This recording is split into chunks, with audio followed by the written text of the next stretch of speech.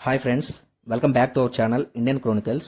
ఈరోజు ఈ వీడియోలో మనం డిస్కషన్ చేయబోయే టాపిక్ సింగర్ మంగ్లీ గారి మీద వచ్చిన ఫినాన్షియల్ స్కామ్ ఇష్యూ గురించి. ఏప్రిల్ 2026 మన టాలీవుడ్ మ్యూజిక్ ఇండస్ట్రీలో ఒక పెద్ద అలజడనే చెప్పాలి. సింగర్ మంగ్లీ గారి చుట్టూ అలుముకున్న భారీ పెట్టుబడుల వివాదాన్ని మనం ఇప్పుడు డీకోడ్ చేద్దాం. కోట్ల రూపాయల ఆరోపణలు మరియు పోలీస్ కేసులు.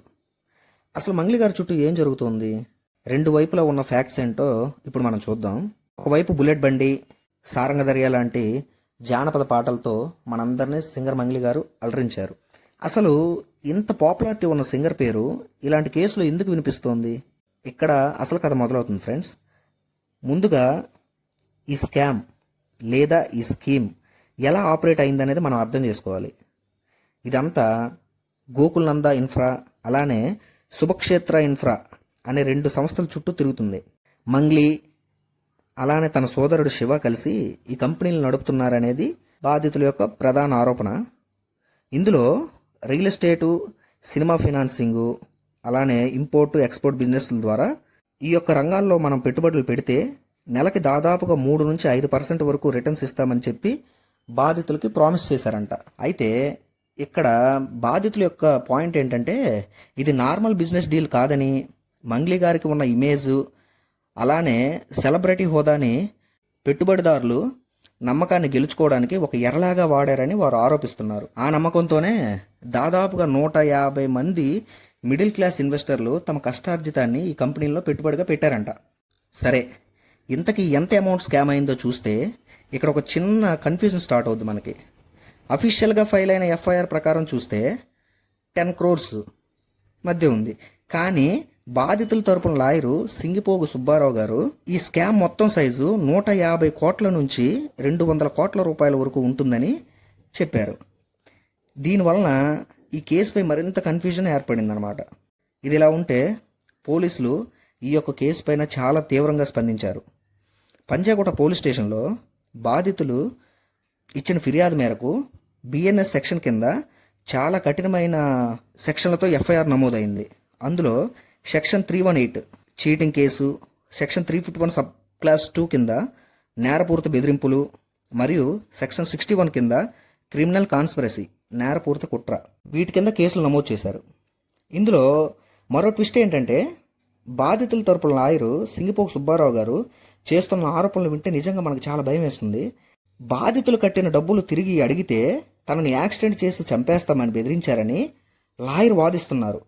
ఒక పాపులర్ సెలబ్రిటీ నుండి ఇలాంటి మర్డర్ థ్రెట్స్ వచ్చాయన్న ఆరోపణలు ఈ యొక్క కేసు తీవ్రతను మరింత పెంచేశాయి. ఇది ఇలా ఉండగా మంగ్లీ గారు తనపై వచ్చిన ఆరోపణలను ఖండిస్తూ ఒక ప్రెస్ మీట్ పెట్టారు. అక్కడ అడ్వకేట్ సుబ్బారావు గారు తనను మానసికంగా వేధిస్తూ బెదిరింపులకు గురి చేస్తున్నారని, ఇది తన ప్రతిష్టను దెబ్బతీసే కుట్రని, ఈ విషయమై నార్సింగి పోలీస్ స్టేషన్లో లాయర్ పైన ఫిర్యాదు చేశారు. తన యొక్క జీవితం కేవలం సంగీతం చుట్టే తిరుగుతుందని, ఇదంతా కావాలనే కుట్ర చేసి తన యొక్క పాపులారిటీని దెబ్బతీస్తున్నారని చెప్పి మంగ్లీ గారు భావోద్వేగానికి గురయ్యారు. ఈ రెండు విషయాలు మనం పరిశీలిస్తే ఒక డెడ్ లాక్ లాగా అనిపిస్తుంది కదా. ఒకవైపు 200 కోట్ల రూపాయల స్కాము మరియు ప్రాణహాని బెదిరింపులు అని ప్రాసిక్యూషన్ వాదిస్తున్నారు. మరోవైపు తను కేవలం బ్లాక్ మెయిల్ మరియు ఎక్స్టార్షన్కు గురైన అమ్మాయిగా మంగ్లీ గారు డిఫెన్స్ చేసుకుంటున్నారు.